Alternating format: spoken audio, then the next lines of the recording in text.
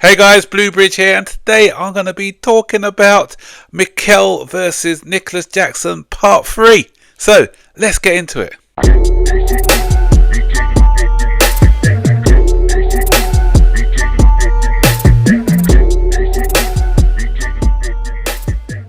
So, in the battle of Mikel versus John Obi Mikel, this is Part 3. First of all, it started with Mikel last season. I think he said that Jackson's not good enough for us to be competing for titles, and then Jackson started scoring goals, and he gave this message to Mikel: "Shh, you talk too much." So he started scoring goals. Mikel ate a bit of humble pie, but now that Nicolas Jackson's gone on a little bit of a goal scoring drought, Mikel's back again.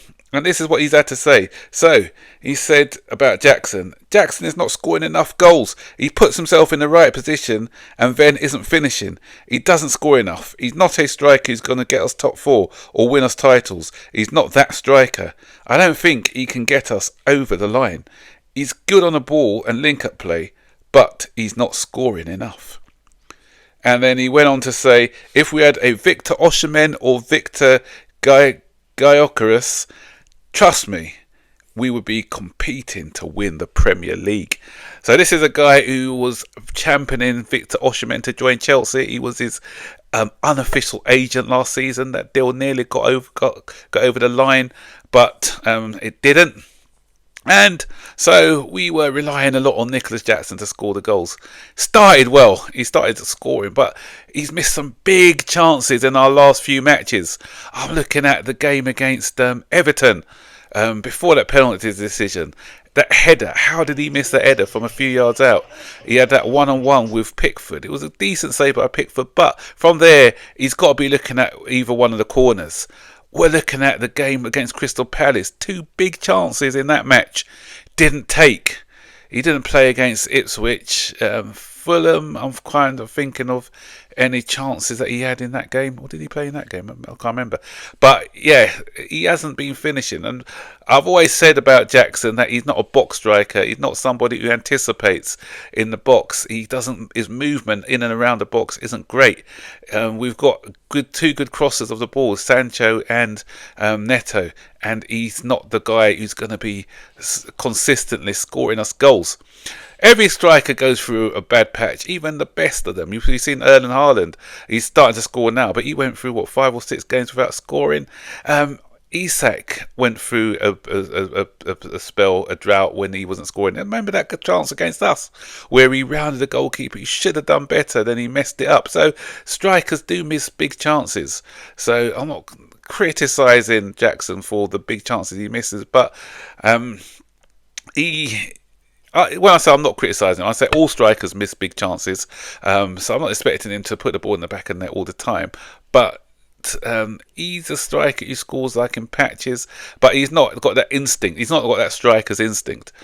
But he can grow because he used to be a winger. A lot of people forget he used to be a winger, so he's now sort of learning the role as a striker, and he's made some good strides. And when you think he's only still 23 or so he's still showing some potentials of a striker. But I made a video last year where I said I just think he needs help, a bit more experience, someone with a bit more experience to come in, give him help, take the pressure off, because with him, it's him or Cole Palmer. Those two are goal getters, and if one of those two are misfiring, then the rest of the team are not really chipping in with their fair share of goals.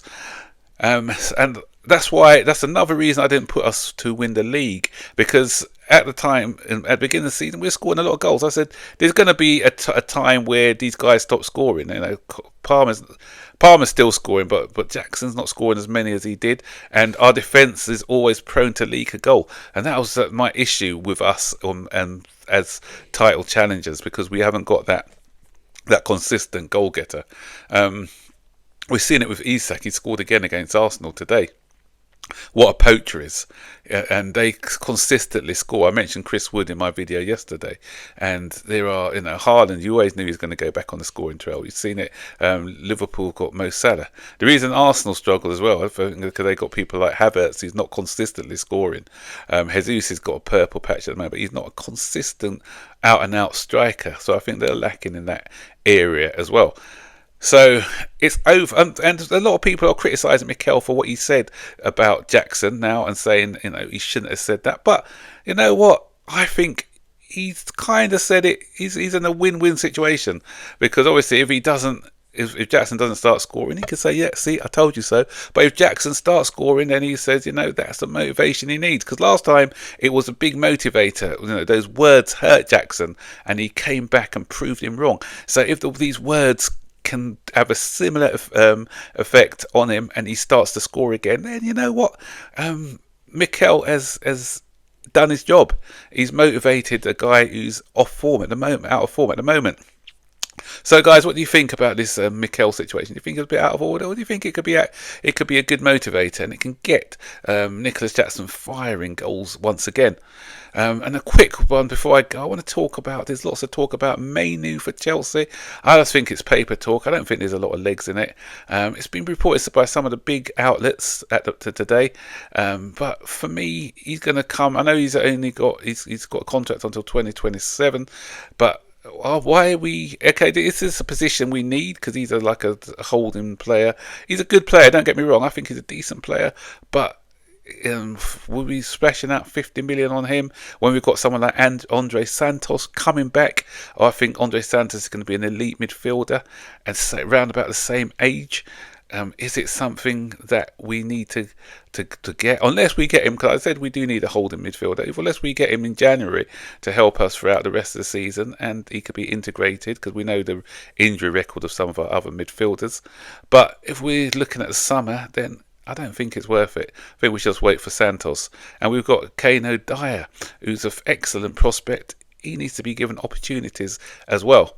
And I wouldn't say no, as I said, to Mayu if he came at the right price, because he's a decent midfielder. But for me, I like to concentrate on another striker with a different profile, and probably, I said defender yesterday, but if we can get an experienced holding midfielder back from loan, or for cover for Caicedo and Fernandez, then possibly, yeah. But what do you guys think about this story with Mayu as well?